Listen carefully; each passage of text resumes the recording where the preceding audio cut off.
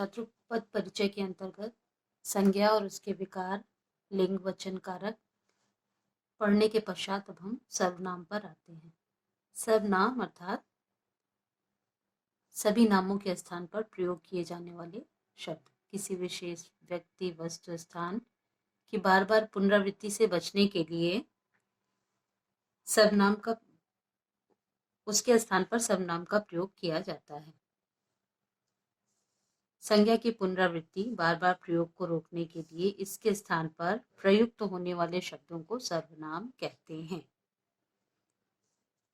उदाहरण के लिए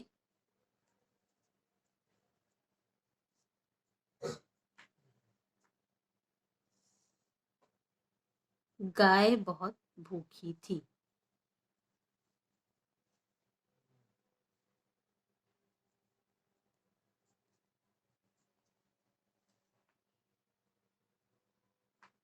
गाय इधर उधर भटक रही थी।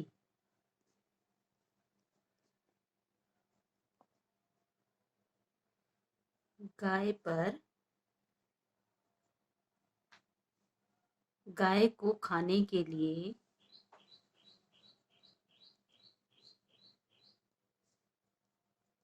कुछ नहीं मिल रहा था।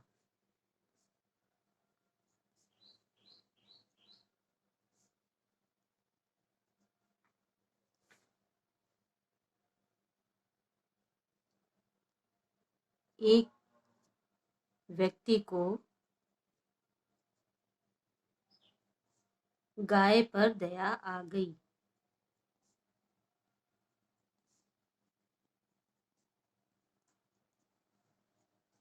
इस अनुच्छेद में आप देख रहे हैं कि गाय संज्ञा शब्द का प्रयोग बार बार हो रहा है।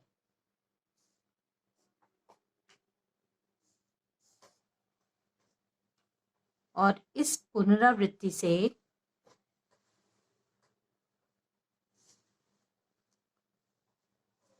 एक तरह से रोचकता समाप्त हो जाती है।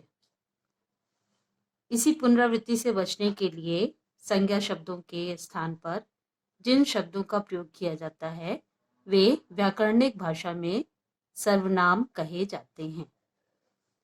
इस प्रकार से सर्वनाम के कुछ भेद हैं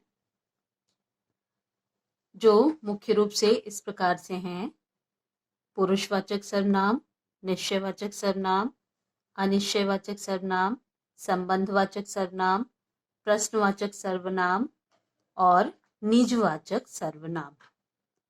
जो कि नाम से ही स्पष्ट हैं। पुरुषवाचक सर्वनाम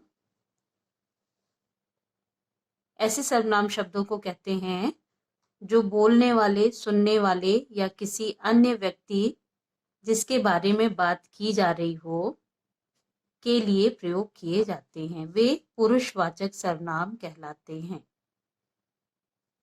जैसे मैं, तुम, वह आदि।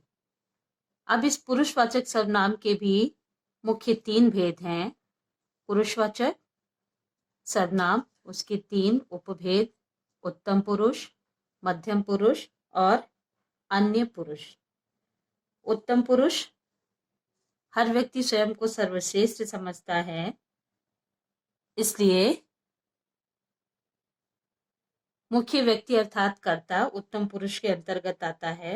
बोलने वाला अर्थात वक्ता और लिखने वाला अपने लिए जिन सर्वनामों का प्रयोग करता है वे उत्तम पुरुषवाचक सर्वनाम कहलाते हैं। जैसे मैं, हम, मेरा,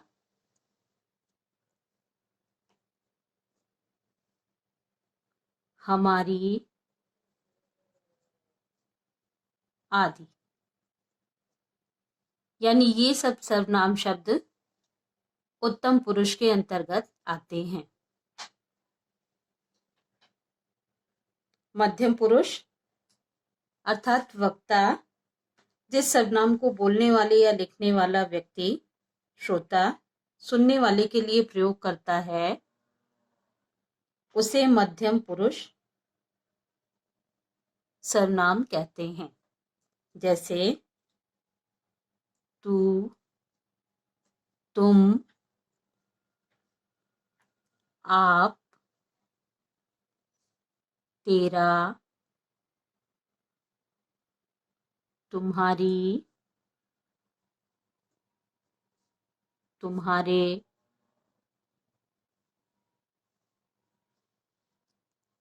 आपका आदि।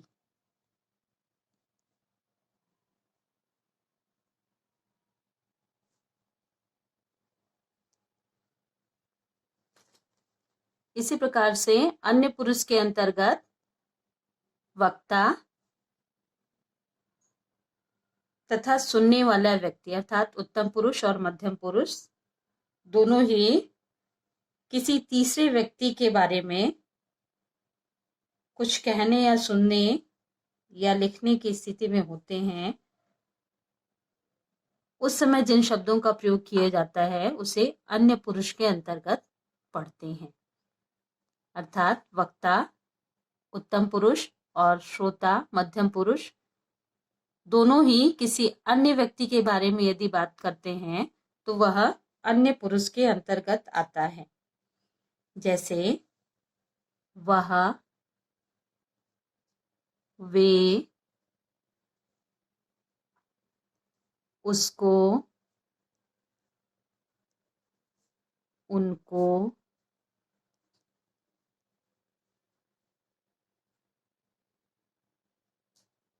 उनकी,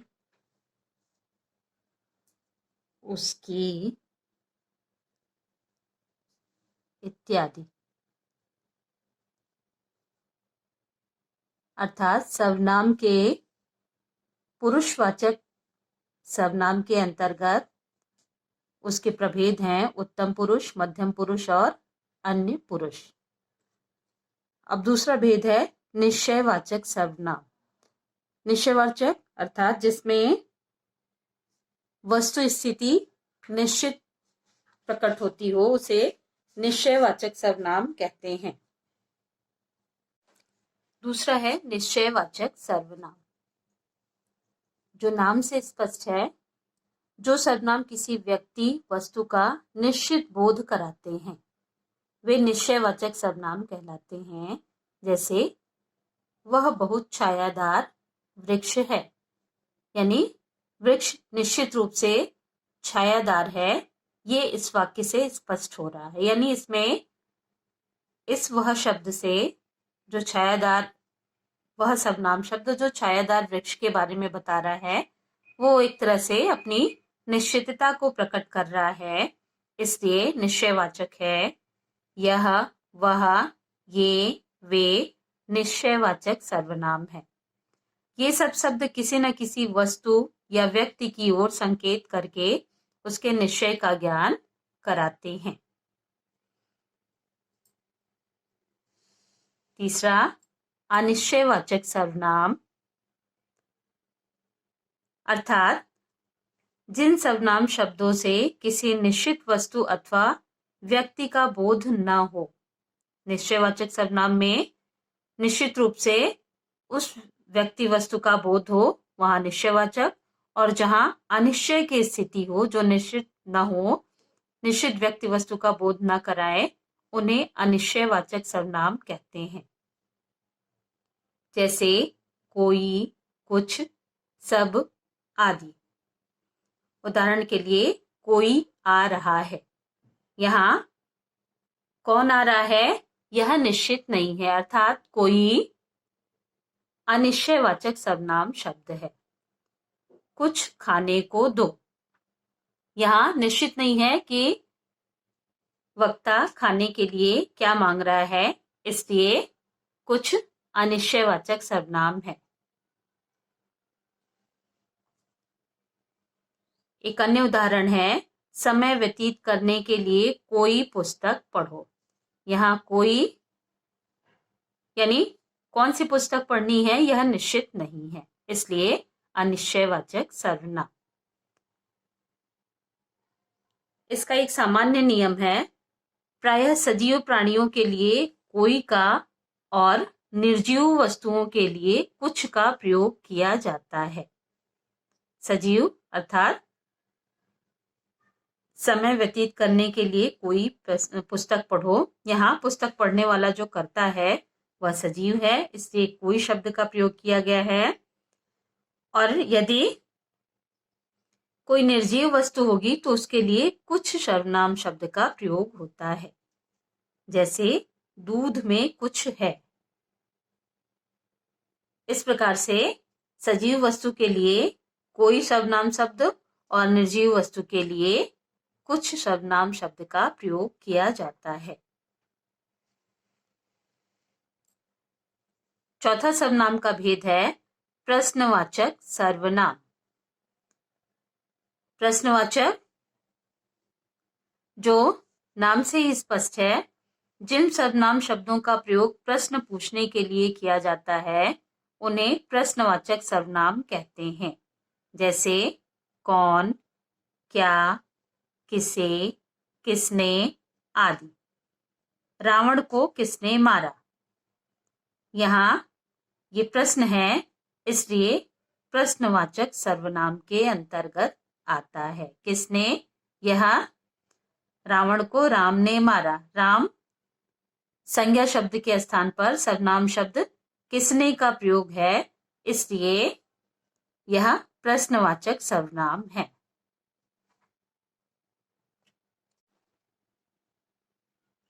पांचवा भेद है संबंधवाचक सर्वनाम। संबंध यानी एक दूसरे से जुड़ने का माध्यम। संबंध वाचक जो सर्वनाम शब्द वाक्यों में आए संज्ञा का या सर्वनाम का संबंध बताते हैं उन्हें संबंधवाचक सर्वनाम कहते हैं। जैसे जो, सो, जैसा, वैसा आदि। उदाहरण के लिए जैसा करोगे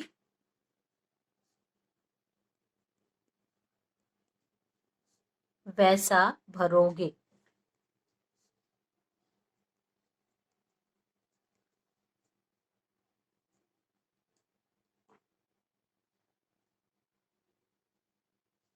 जो डर गया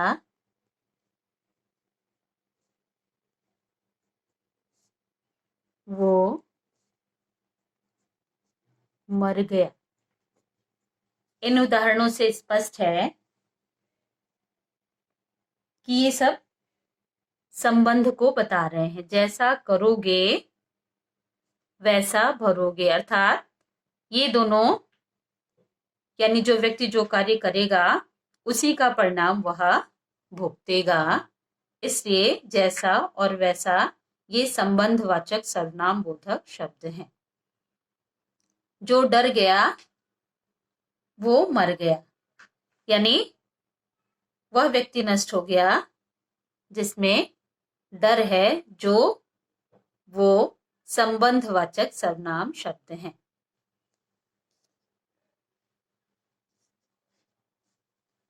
छठवां निजवाचक सर्वनाम शब्द।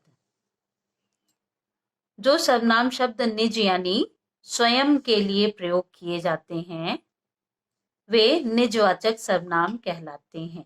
जैसे स्वतः अर्थात खुद के लिए, अपने आप, स्वयं, खुद आदि। ये सब स्वयं की सत्ता को बताने वाले सर्वनाम शब्द हैं, इसलिए इन्हें निजवाचक सर्वनाम के अंतर्गत पढ़ा जाता है। जैसे मैं स्वतः अपना काम, मैं स्वतः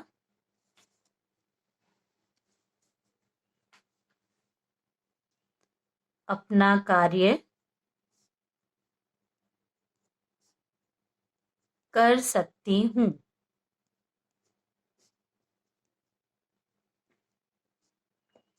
यहाँ स्वतः खुद को बताने का कार्य कर रहा है, इसलिए यह निजवाचक सर्वनाम के अंतर्गत आता है।